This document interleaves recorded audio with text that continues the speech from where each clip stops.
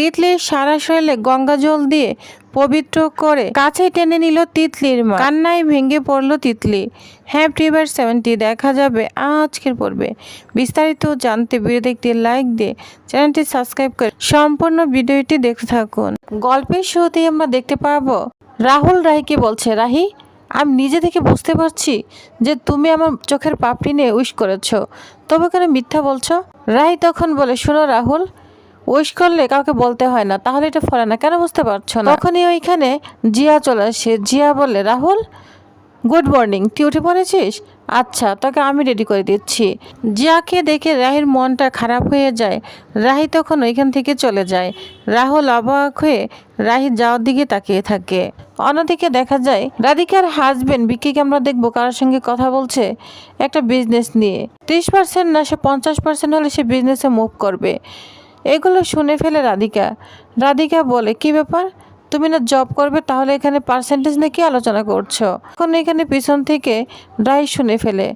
রাহি বলে, আজব ব্যাপার, চাকরিতে আবার কিসের পার্সেন্টেজ? যাই হোক ওদের ব্যাপার, এটা নিয়ে আমি মাথা ঘামাতে চাই না। এটা বলে রাধিকা ওইখান থেকে চলে যায়। এদিকে ভিকি রাধিকাকে অনেক কিছু বলে কন্ট্রোল করার চেষ্টা করে। বলছে, শোনো রাধিকা, আমাদের এখানে এসেছি শুধু বসে থাকলে হবে না, আর জব থেকে কতবার ইনকাম হবে। আমি একটা প্রজেক্ট নিয়ে এখানে এসেছি, সেই প্রজেক্টে লাভ হলে আমাদের ভালো হবে, কারণ তোমার জন্য ডুপ্লেক্স বাড়ি ভাড়া করতে হবে, টিনকে ভালো স্কুলে পড়াতে হবে, অনেক টাকা দরকার। তখন রাধিকা বলে, শোনো আমাদের না এত কিছু দরকার নেই, সৎপথে যেটুকু হয় সেটুকুই আমাদের ভালো। তখন ভিকি বলে, আচ্ছা ঠিক আছে দেখছি। রাধিকাকে নানান কথা বলে ম্যানেজ করে নেয় ভিকি। তখন রাধিকা ওইখান থেকে চলে যায়। আর ভিকি বলে, রাধিকা তুমি যাই বলো, আমি এখানে বেড়াতে আসিনি, আমার লক্ষ্যে আমাকে পৌঁছাতেই হবে। এটা বলে শয়তানি হাসতে থাকে ভিকি। অন্যদিকে দেখা যায় খাবার টেবিলে সবাই ব্রেকফাস্ট করতে চলে এসেছে। রান্নাঘর থেকে লুচি বানিয়ে নিয়ে এসেছে। রাধিকা ঠাম্মিকে খেতে বসিয়েছে। বলছে, কি ব্যাপার, আমিও তো রান্না করে হেল্প করতে পারতাম। রাধিকা তখন বলে, না ঠাম্মি, অনেক তো কাজ করেছ, বলো কতদিন আমি মার সঙ্গে এভাবে টেবিলে নাস্তা সাজাই না, এখন তুমি বসে খাও তো, কোনো কাজ করতে হবে না। তখন রাধিকা এবং তার মা মিলে নাস্তা সাজাতে থাকে। এদিকে রাধিকাও চলে এসেছে লুচি নিয়ে। তো সবাই টেবিলে খাবার সার্ভ করতে থাকে। সবাই এক এক করে বসে পড়েছে টেবিলে নাস্তা খাবে। তখন ওইখানে রাহুল চলে আসে। রাহুলকে দেখে ভিকি বলে, কি ব্রাদার, অভিমান কমেছে ওয়াইফের সঙ্গে? রাধিকা তখন বলে, এত অশান্তি হতো না রাহি, তুমি যদি ভাইকে ফেলে তোমার বোন তিতলির সঙ্গে ওইভাবে না থাকতে, কারণ তিতলি তো অনেক ঝামেলা সৃষ্টি করছে তোমাদের মধ্যে, এজন্যই ভাই একটু রাগ হয়েছে। রাহি তখন বলে, রাধিকা তিতলি আমার নিজের বোন, আচ্ছা ধরো তোমার সাথে কখনো লাক্স উনি যদি খারাপ ব্যবহার করে, পরবর্তীতে সোনারা বিপদে পড়েছে, তুমি কি ওদেরকে ফেলে চলে আসবে? তখন রাধিকা বলে, না না, সেটা হয়তো আমিও পারতাম না।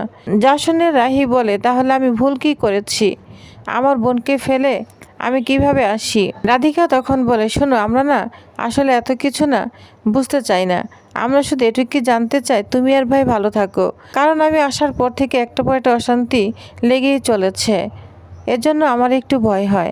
রাহি তখন বলে, দিদি ভয় পেও না, আমি আর রাহুল যদি ঠিক থাকি কখনোই আমাদের সম্পর্ক নষ্ট হবে না, আর ভগবান যদি চায় আমরা এক থাকি তাহলে আমরা সারা জীবনে এক থাকবো, আর যদি ভগবান না চায় তাহলে এক থাকবো না। যা শুনে রাহুল অনেকটা কথা শুনে অবাক হয়ে যায়। এদিকে জিয়া পেছন থেকে শুনছে। আর জিয়া বলে, শোনো তোমার বোন তিতলি কিছু করতে না পারলেও আমাকে যে করতেই হবে, এবার দেখো আমি কি কি করতে পারি। এটা বলে জিয়া মিটিমিটি আসতে থাকে। তখন রাধিকা বলে, কি ব্যাপার জিয়া, তুমি এখানে দাঁড়িয়ে আছো কেন, ব্রেকফাস্ট সেরে নাও। তখন জিয়া বলে, দাঁড়াও আসছি, আমার একটা অর্ডার রয়েছে। সেটা বলে জিয়া ওইখান থেকে চলে যায়। অন্যদিকে দেখা যায় হ্যারি ইন্টারভিউ দিতে যাবে। হ্যারিকে হ্যারির মা রেডি করে দিচ্ছে। এদিকে তিতলু টেবিলে বসে আছে নাস্তা খাবে। হ্যারি সবার কাছ থেকে আশীর্বাদ নিয়ে যখন ইন্টারভিউ দিতে যাবে তখন এইখানে তিতলির মা চলে আসে। তিতলির মা এসে তিতলিকে অনেক অপমান করতে থাকে, অনেক বকাঝকা করতে থাকে। বলছে তুই দুই সংসার নষ্ট করে এখানে আবার এখানে অন্ন ধ্বংস করছিস, তোর সাহস কি করে হয়, তুই এখানে বসে খাবার খাচ্ছিস, তোর সঙ্গে একসাথে তলে থাকা না আমার পক্ষে সম্ভব নয়, তার আগে তোকে পবিত্র হতে হবে। তিতলির মা তখন এক কলস গঙ্গা জল নিয়ে এসে তিতলির মাথায় ঢেলে দেয়। বলছে তোকে পবিত্র হতে হবে, পুরো কলসিটায় তিতলির মাথায় ঢেলে দেয়। তিতলি তো যা দেখে অবাক হয়ে যায়, কান্না করতে থাকে।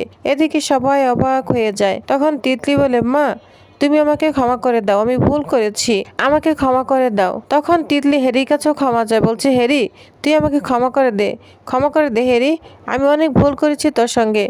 তখন বলে, শোন আমার কাছে ক্ষমা চাইলে হবে না, তুই মা বাবার কাছে ক্ষমা চা, তাহলেই তোর সমস্ত ভুল ক্ষমা হয়ে যাবে। তখন তিতলি আবার তার মায়ের সঙ্গে আবারও ক্ষমা চাইতে থাকে। তখন তিতলিকে তার মা একটা ধাক্কা মেরে দেয়। তিতলি হাতের মধ্যে আঘাত পায়। তখন তিতলির মা আবারও ছুটে যায় তিতলির ওইখানে, বলছে তিতলি তোর খুব লেগেছে, তুই কেন বুঝতে পারছিস না? তোকে এরকম হাট করে কথা বলে আমারও যে অনেক কষ্ট হয়, কেন বুঝিস না? তুই কেন ভালো হয়ে যাস না তিতলি? আমি তোকে কথা দিচ্ছি, অনেক বড় ঘর দেখে সম্বন্ধ দেখব, তুই শুধু ভালো হয়ে যা মা। এটা বলে তিতলিকে বুকে জড়িয়ে নেয় তিতলির মা, আর সবাই তো অনেক খুশি হয়ে যায়। এদিকে খাবার টেবিলে বসে রাহুলের বাবা একটা ঘোষণা করতে থাকে, সে বড় একটা প্রজেক্টের কাজ হাতে পাবে, এটা কিছুতেই ছাড়া যাবে না। আন্তর্জাতিক স্টেডিয়াম তৈরি করে একটা প্রজেক্ট, যেটা তার অনেক দিনের স্বপ্ন। পশ্চিমবঙ্গের ওইখানকার ছেলেপেলেরা খেলে অনেক সুনাম অর্জন করবে, এটা তার অনেক দিনের স্বপ্ন। যা শুনে রাহুল অনেক খুশি হয়ে যায়। তখন রাহুলের বাবা বলে, একটাই সমস্যা, কিন্তু এটা কাজ হাতে পেলে আমার লোক দরকার, আমি লোক কোথায় পাবো? আর তোমার যে অবস্থা, তুমিও তো পারবে না। তখন রাহুল বলে, না বাবা তুমি চিন্তা করো না, আমি পারবো। তখন রাহুলের বাবা বলে, তুমি পারবে কিভাবে? উপরে উঠতে হবে, নামতে হবে? না না, তোমার দ্বারা হবে না। এছাড়া লাক্স সোনি ওদের তো কলেজ রয়েছে, আমি একজন নতুন লোক অ্যাপয়েন্টমেন্ট করে নিব। ওই মুহূর্তে ভিকি বলতে থাকে, আমি একটা কথা বলতে চাই, আমি তো ছুটিতেই রয়েছি, আমি যদি আপনার প্রজেক্টে জয়েন করি তাহলে কি সমস্যা হবে? যদি কারো কোনো আপত্তি না থাকে, আমি আপনার পাশে থাকতে চাই, তবে এর জন্য আমি কোনো অ্যাডভান্টেজ নিব না। আমি তো আপনাদের জন্য কিছুই করতে পারিনি, যদি এটুকু আপনার হেল্প হয় তাহলে তো নিজেকে অনেক ধন্য মনে করব। রাহুল ব্রাদার্স, তুমি চিন্তা করো না, তুমি সুস্থ হয়ে গেলেই তোমার কাজ তোমারই থাকবে। তখন খুশি হয়ে যায় রাহুলের মা, বলছে এটা তো অনেক সুখবর, পরিবার থেকে একজন নিজেদের কাছে জয়েন করবে, তো অনেক ভালো খবর, এর থেকে ভালো খবর হতে পারে না। তখন রাহুলের বাবা রাজি হয়ে যায়, বলছে ঠিক আছে, তুমি নাস্তা শেষ করে তুমি চলে এসো, তোমাকে আমি কাজ বুঝিয়ে দিব।